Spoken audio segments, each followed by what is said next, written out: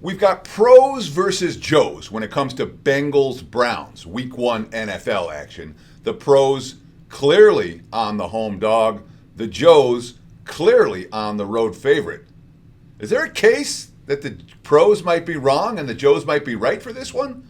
Let's break it down. Teddy covers WagerTalk.com with a big game breakdown for Week 1 NFL action. Looking right now at my Odds Logic live odds screen, I'm seeing the Bengals 5/5.5 point road favorites at Cincinnati. Total in this game sitting around 48 as we speak.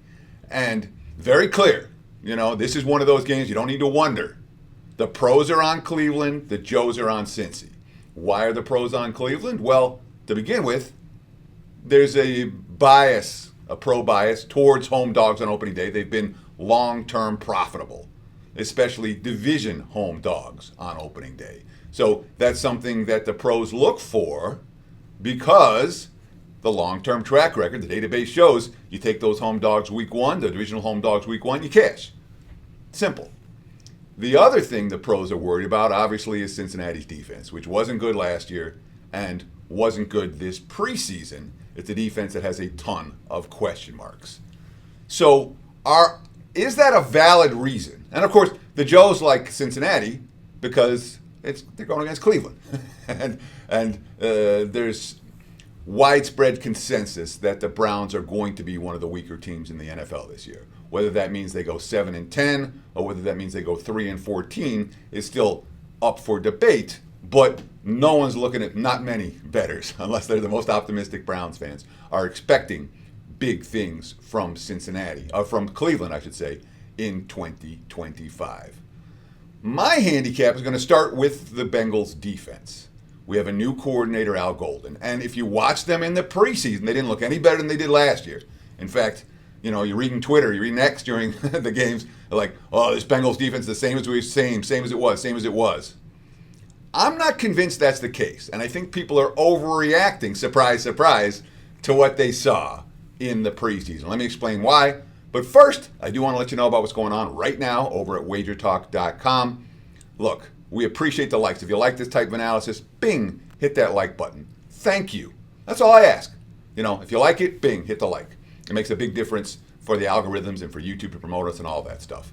Comment below. Tell me what you think about this ballgame. It's okay to disagree with me. I won't be mad at you. It takes two sides to make a betting marketplace. And of course, if you haven't done so already, subscribe to the Wager Talk YouTube channel. More than 200,000 of you have already done so. You get instant alerts every time these videos go live.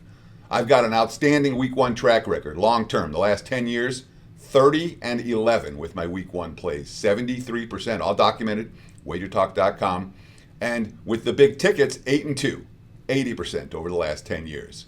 Check out my homepage, wt.buzz/TC, or just visit WagerTalk.com and get on board. We got a great deal right now, 7 days, $77, all access.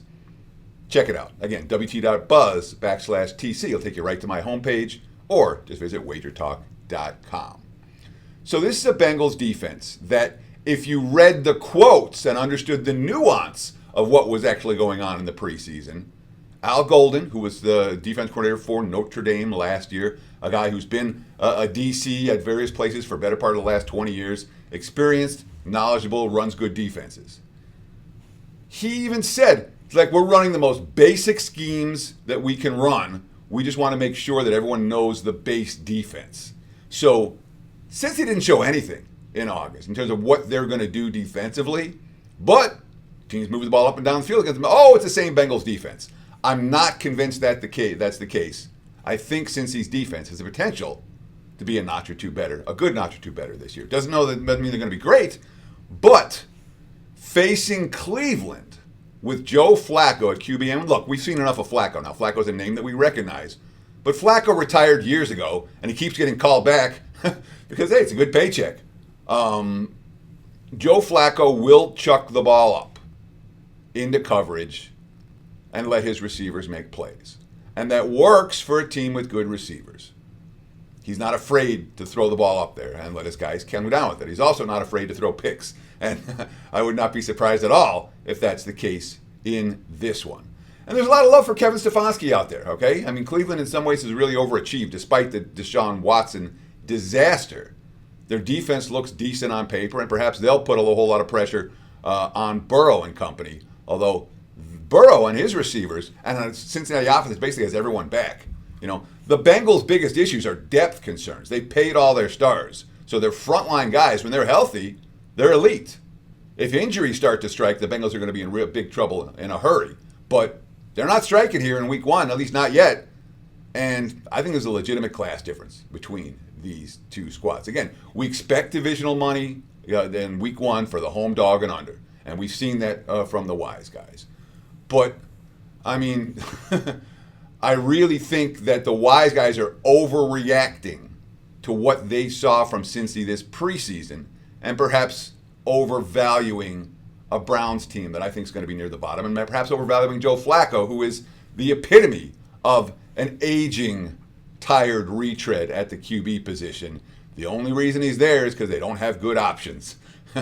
Cincy or pass. For this better, I'll go with the pros against the Joes for this particular week one matchup. There's my take. Thanks for watching. Again, appreciate those likes, follows, and comments very, very much. Visit wagertalk.com. Check out my homepage, wt.buzz/TC. And best of luck with all your week one wagers. Cheers.